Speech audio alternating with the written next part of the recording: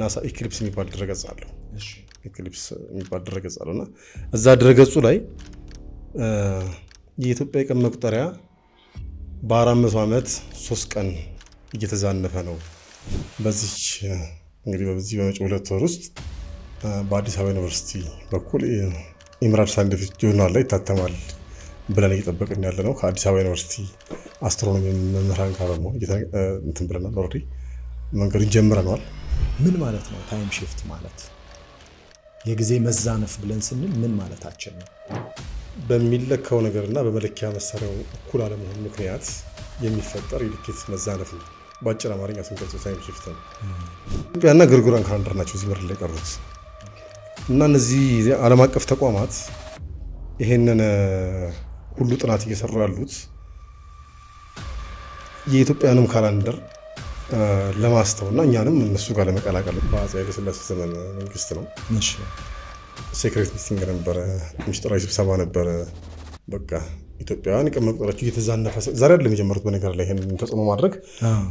እና ቀን መቁጠሪያቸው እየተዛነፈ ስለሆነ ቀን መቁጠሪያቸውን ትታችሁ እናንተም እንደ ሌሎች ዓለም ሀገራት ግሪጎሪያን መጠቀም አለባችሁ የኢትዮጵያ ኦርቶዶክስ ቤተክርስቲያን ተወካዮች ይሄን ነገር በጥብቅ በመቃወማቸው ያሳባቸው ሳይሳካ ቀርቷል መጀመሪያ ያስቀየሩት ኢትዮጵያ ኤርላይን 87 ማለት በፈረንጆች እሺ ኢትዮጵያ ኤርላይን ያስቀየሩት ኢትዮጵያ ኤርላይን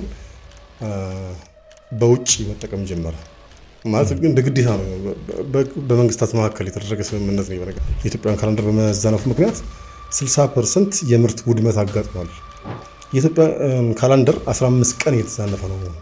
ማለት ተዛንፏል እስከዛሬ ድረስ 15 ቀን ተዛንፏል የሚል ክሌም ነው ዛጋ በካምብሪጅ ዩኒቨርሲቲ የተሰራው ጥናት የሚለው ደግሞ ኢትዮጵያውያን የገናን በዓል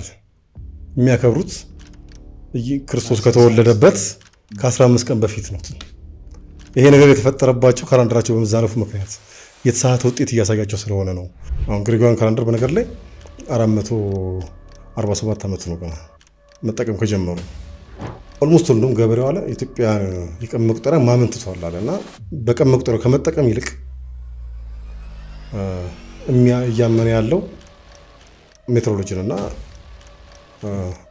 ኦብዘርቬሽን እነሱም በየዘመኑ ካላንደራቸው አድጀስት የሚያደርጉት በየዘመኑ ከሚደርሱበት ወቅት አንፃር ነው